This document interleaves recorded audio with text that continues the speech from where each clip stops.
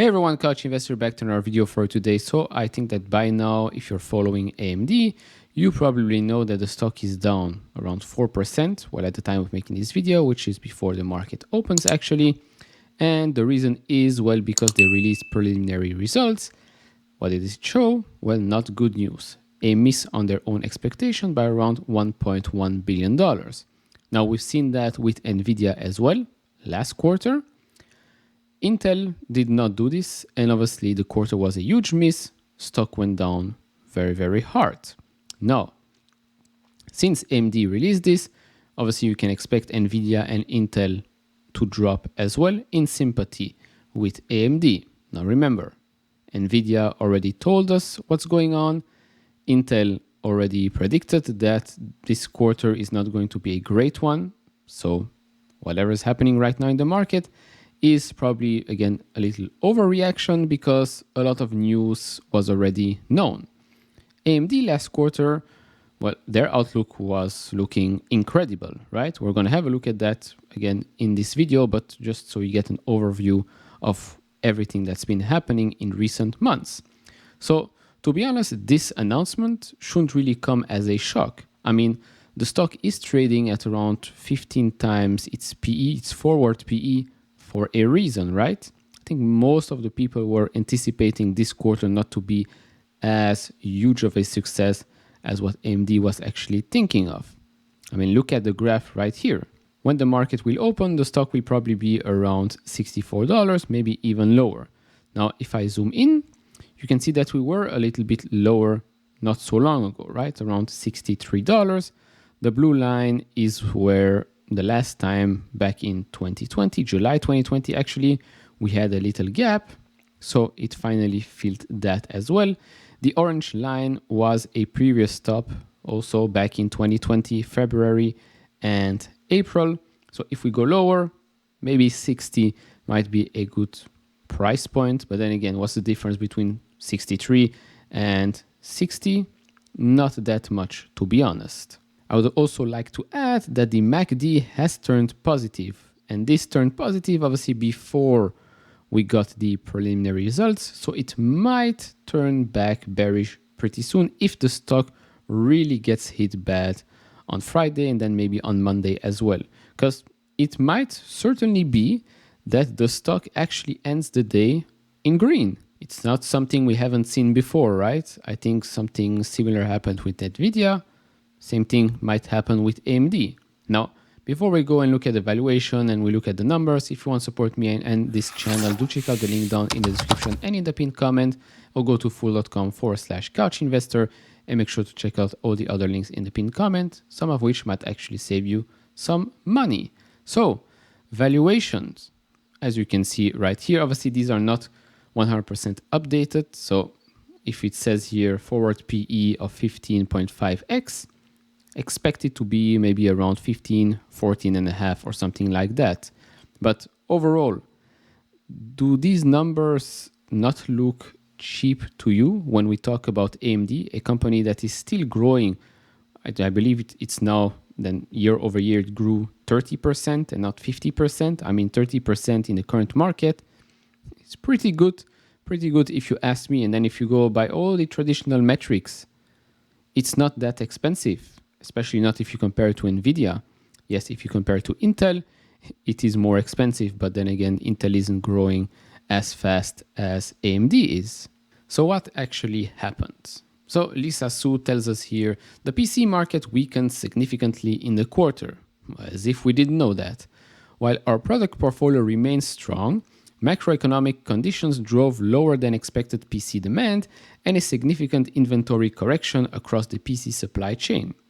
As we navigate the current market conditions, we are pleased with the performance of our data center, embedded, and gaming segments, and the strength of our diversified business model and balance sheet. This is very positive. We remain focused on delivering our leadership product roadmap and look forward to launching our next generation 5nm data center and graphics products later this quarter. And if you've watched my Nvidia earnings call video, obviously this was expected. We've heard that with Intel as well. PC market weakening was expected. Yes. Lower than expected PC demand and significant inventory correction across the PC supply chain? Expected? Yes. And that's why you've seen the stock price of AMD, of Intel, of Nvidia go down in the recent weeks and months. So what are the results right now? So this is what they expected before, approximately $6.7 billion in revenue. Now that comes in at $5.6 billion. Gross margin gap didn't give us anything here, now approximately 42%. Gross margin non-GAAP, they expected 54%, now it's closer to 50%. So if you look at what Intel reported, as I said, Intel, well, obviously is taking a hit, but it was usually above that 50% quite easily. I was actually very surprised at how fast AMD was over that 50, 51, 52%, and then expecting 54%. So now going back to that 50 mark makes more sense. Operating expenses gap, $2.4 billion, non-GAAP 1.5, they expected 1.6, so a bit better there. And now with regards to the different segments here. So data center is still up 45% year over year and 8% quarter over quarter. That segment for AMD, for Nvidia is still growing. Let's see what happens with Intel. The client segment, that's obviously one that took a hit. It's like the gaming segment for Nvidia, for example. So that's down 53% quarter over quarter and 40% year over year. Now, unlike Nvidia, they see their gaming segment flat quarter over quarter, but up 14% year over year. And then embedded, obviously, well, we're not going to look at the year over year comparison here because, well, last year they didn't have Xilinx. So let's just look at the quarter over quarter there, and that's just up 4%. So in total, they're down 15% quarter over quarter, but year over year, the company is still growing close to 30%, more specifically 29%. So, I mean, what's not to like here? The stock is down, company is still growing 30%. Yes, it's cyclical, but can it get much, much worse than this? I honestly don't believe so. And even if it does, then what? It will grow 20, 25% year over year. I mean, that's still good, right? And if it does get any better, well, you're buying a company with a forward PE of less than 15. So, hey, what more can you ask?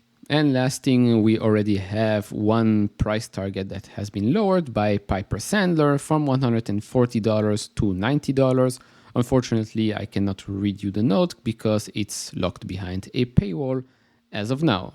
But overall, I mean, if you're a long-term investor and you see exactly what is happening with AMD, the stock, and the company, I mean, I'm still very bullish on semiconductors as a whole. I'm still bullish on Intel. That's why it's the only semiconductor in my portfolio, mainly because it also pays a dividend and because I do believe in the comeback of the company. But AMD right now at current prices, I mean, I'm not going to say it's a steal, but it's as close to a steal as it gets. Now, if the stock does go a bit lower, maybe we'll hear more bad news during the earnings call. Let's see what happens there. But currently, I mean, great company, great management, great execution. Yes, macro right now is not favorable. Yes, cyclical markets.